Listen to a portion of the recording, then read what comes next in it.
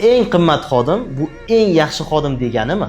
Ko'pchilik rahbarlar rezumedagi katta raqamlar va katta natijalarni ko'rganda darhol shu xodim mening xodimim bo'lishi kerak degan fikrga kelib qoladi.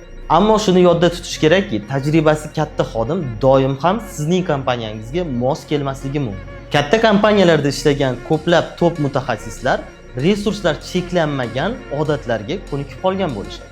Sizga esa kichik resurslar bilan katta imkoniyatlarga olib boruvchi yo'lni biladigan xodim zarur bo'lishi.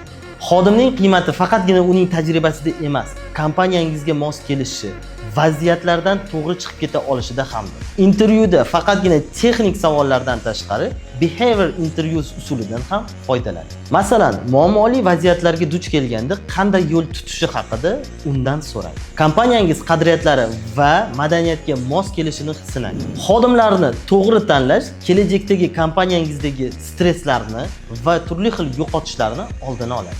Yodda tuting, aqlli rahbar eng qimmat xodimni emas, kompaniyaga eng mosini tanlaydi.